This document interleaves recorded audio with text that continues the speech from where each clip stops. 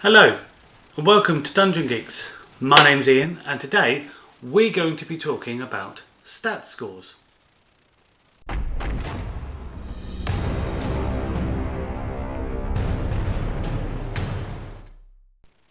So, stat scores. These are the physical and mental attributes to your character. If ever you played a game like Skyrim or Fallout, as part of the character selection screen, to decide what kind of character or build you want to do, you would normally put points into various attributes such as strength or dexterity. Now, these are actually very crucial for Dungeons & Dragons. It's what your whole character is based around. So, for example, if you wanted to play someone who was clever, then you wouldn't put all of your points into strength. You would instead put them into either wisdom or intelligence.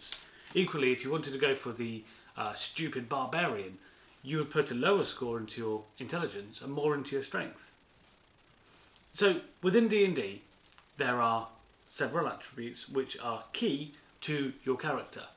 They are strength, dexterity, constitution, intelligence, wisdom, and charisma. Now, strength is obvious. Strength is how heavy a boulder you can move to move the boulder out of the way of the cave. Or, in actual fact, most cases, it's in terms of combat, how hard you can swing your axe or bludgeon someone with your hammer. Dexterity is far more stealth-based. It's how sneaky you can be, or how nimble your fingers are when you're pickpocketing or using your thieves' tools. Now, within dexterity, there is also a few other scores. For example, acrobatics, how you jump from place to place or backflip onto the back of an enemy. Constitution is your next one, and this one really, this is about how well your character, how healthy your character is. But as a mechanic within the game, whenever you level up, you would use whatever points to your constitution. It will help you get better hit points, basically.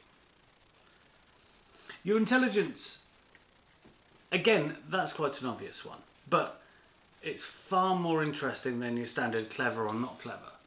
This one is more about book smart. Within the subcategory of intelligence, you have things like your arcana checks, religion checks, or history checks. This is far more about a nerdy type of character.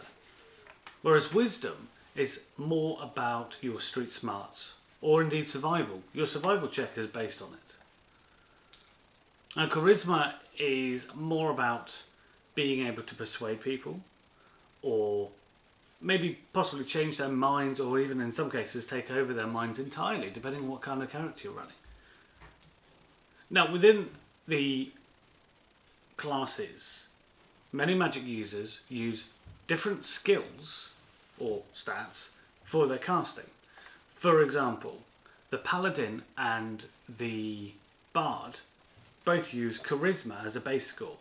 So if you're trying to go for one of those, you need to put all your points in those to do better for your magic scores. Equally, the wizard uses intelligence. When you are applying scores, or numbers to your scores, 10 is considered regular.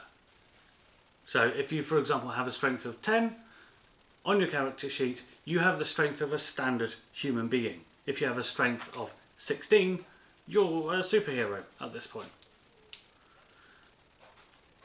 But how does it affect the game? So again, if we're using strength, as I said, 10 is standard, but every 2 points on your strength, you go up 1 on your modifier. So, for example, if you had a strength of 14, you would have a +2. If I were the DM asking you to make a strength check to see if you knock over the bad guy, then you would roll your d20, you would add your modifier, and then that works out whether you actually pass or fail depending on what the Dungeon Master has set as a check. So there are also role-playing aspects to these scores.